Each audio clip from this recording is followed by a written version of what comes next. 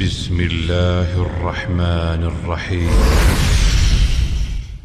اعوذ باللہ من الشیطان الرجیم بسم اللہ الرحمن الرحیم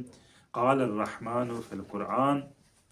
فاذکر فی الکتاب ادریس انہ کان صدیقا نبیا۔ آج ہم گفتگو کریں گے کہ وہ کون سے نبی ہیں جس نے انسان کو قلم کے ذریعے تعلیم دی، اور انسان نے قلم سے لکھنا کب سیکھا، کون سا ایسا زمانہ تھا جس زمانے میں انسان نے قلم سے تعلیم سیکھی ہے۔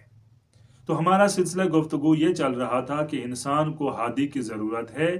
اس وجہ سے اللہ تعالیٰ نے انسان کی ہدایت کے لیے انبیاء کا انتظام کیا، اور حضرت ادریس علیہ السلام اللہ کے وہ پیارے نبی ہیں جس کو قرآن مجید میں صدیق کے لقب سے یاد کیا گیا ہے، نبی کا بھی عہدہ دیا گیا اور لقب صدیق سے حضرت ادریس علیہ السلام کو یاد کیا گیا۔ حضرت ادریس علیہ السلام کوفہ میں رہتے تھے، جو مسجد سہلہ ہے، اس مسجد سہلہ میں حضرت ادریس علیہ السلام کا گھر ہوا کرتا تھا، اور اسی مسجد سہلہ میں لوگوں کو تعلیم دیتے تھے، لوگوں کی تربیت کرتے تھے، اور یہیں پر اپنی زندگی گزر بسر کرتے تھے۔ حضرت ادریس علیہ السلام کو ادریس کا لقب یا ادریس کا نام کیوں دیا گیا؟ کیونکہ حضرت ادریس علیہ السلام لوگوں کی تربیت کرتے تھے، لوگوں کو تعلیم دیتے تھے، اور حضرت ادریس علیہ السلام ہی وہ نبی ہیں جس نے انسان کو قلم کے ذریعے تعلیم دی۔ اس سے پہلے انسان قلم کے ذریعے لکھنا پڑھنا نہیں جانتا تھا، قلم کے ذریعے لکھنا نہیں جانتا تھا، بلکہ حضرت ادریس علیہ السلام نے آ کر انسان کو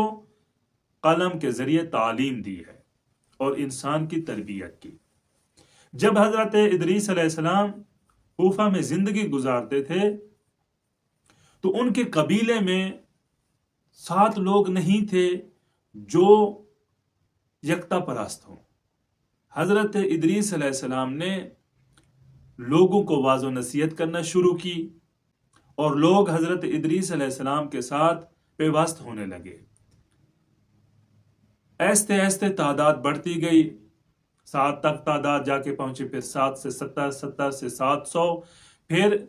حضرت ادریس علیہ السلام کی واعظ و نصیحت سے 1000 بندہ، پھر اس کے بعد پوری قوم جو ہے نا یکتا پرست بن گئی۔ حضرت ادریس علیہ السلام نے اپنی اس قوم کو جمع کیا اور فرمایا، اس 1000 بندے میں سے ہم نے 100 بندے کو چننا ہے۔ پھر 100 بندے میں سے حضرت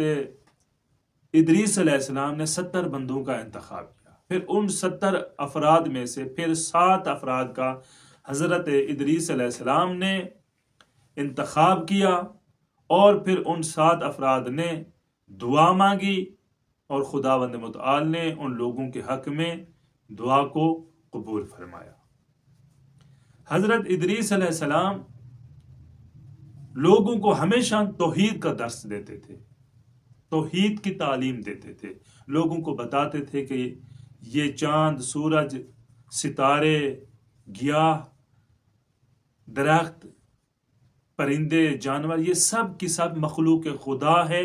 ان میں سے کوئی خداوند متعال کا درجہ نہیں رکھتا، بلکہ ہمارا خدا، ہمارا خالق و مالک وہ ذات ہے جو ان تمام کو خلق کرنے والی ہے۔ اس طرح حضرت ادریس علیہ السلام نے اس کوفہ میں توحید کا پرچار کیا، اور لوگوں کو قلم کے ذریعے تعلیم دی، اور لوگوں کی تربیت کی، اور لوگوں کا تزکیہ نفس کیا۔ والسلام علیکم ورحمۃ اللہ وبرکاتہ۔